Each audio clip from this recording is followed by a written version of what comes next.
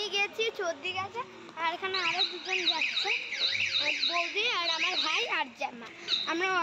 আমার মা যাচ্ছে না।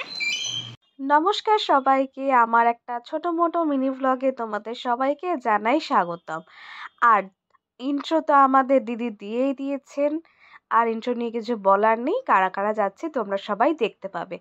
আজকে কিন্তু একটা বিশেষ দিন, সেটা হচ্ছে কার্তিক পুজো। আর আমাদের রিসিভ করতে চলে এসেছিল কিন্তু ডলু। আর এই যে ডগিটাকে দেখতে পাচ্ছ, এ কিন্তু আমার দিদির ফ্ল্যাটের নিচে সব সময় থাকে। লাইক ওর একটা ছোট বেবি বলতে পারো, ঠিক আছে। তারপর কি আমি, মা, জেঠি সবাই মিলেই কিন্তু একেবারে চলে যাচ্ছিলাম দিদির বাড়িতে। প্রথমেই গিয়ে দেখলাম গো মা, ঘর ভর্তি লোক। আর ওই যে দূরে দাঁড়িয়ে রয়েছে দিদির পাওয়া দুটো ছেলে, তাদের নিয়ে তো প্রচুর কাহিনী রয়েছে।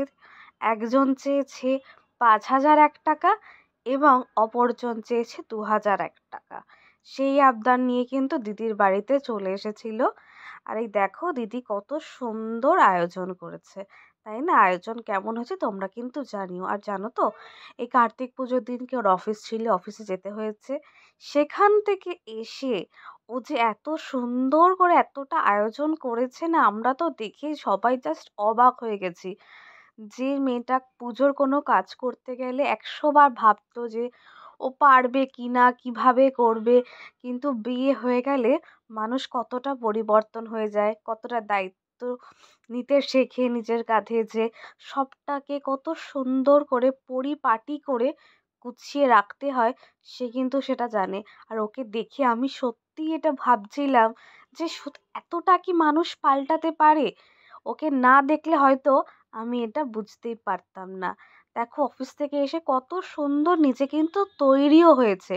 নিজে তৈরি হওয়া নিয়ে কিন্তু এইটা ভাবেনি যে আমি অফিস থেকে এসে কি আমাকে কি ভাবলো, এই কথাটা কিন্তু ওর মাথা দিয়ে আসেনি। ও ভেবেছে যে আমার কাজ আমাকে সুন্দরভাবে করতে হবে, কারণ বিশেষ দিনটা তো ওর না। বিয়ের পর সবাই চায় যে এই কার্তিক পুজোটা আনন্দ করে কাটাতে। ও কিন্তু খুব সুন্দর আনন্দ করে এই দিনটাকে কাটিয়েছিল, জানো তো।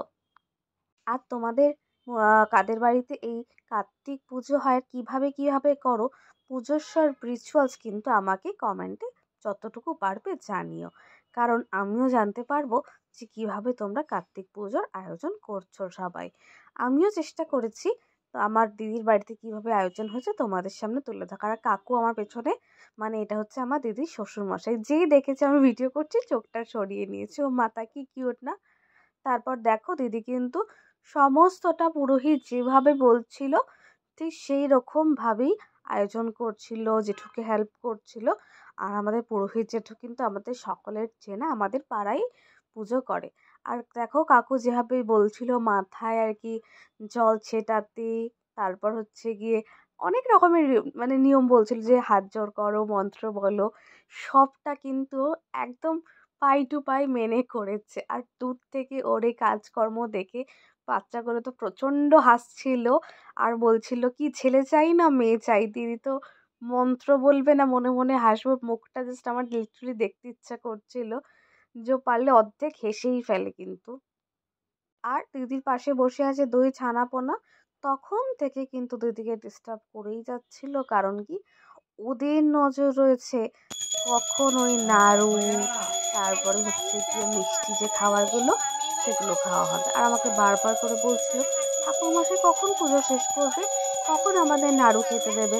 আর আমার মা তো খুব রেগে গেছে, বলছে দাঁড়া, আগে দিদির ভাইরা খাবে, তারপরে তোরা খেতে পাবি। তারপর আর কি পুজো শেষ হতে হতে প্রায় রাত্রি 10টা বেজে গেছিল। আর দিদি তো চরণামৃত খেয়ে পুজো আর কি উপোস ভাঙলো। তারপর আমাদের সবাইকে এক এক করে খেতে দিয়ে দিয়েছিল, কারণ কি মানে অনেকটা রাত্রি হয়ে গেছিলো, আমাদেরকেও তো বাড়িতে ফিরতে হবে। আর খাবারের মেনুতে কিন্তু বেশ অনেক কিছুই ছিল, আমরা খাওয়া দাওয়া করে নিয়েছিলাম। আর আমার পাশে বসেছিল কিন্তু আমাদের বাড়ির সেই সব থেকে বড় বিচ্ছু, আমার কাকার মেয়ে।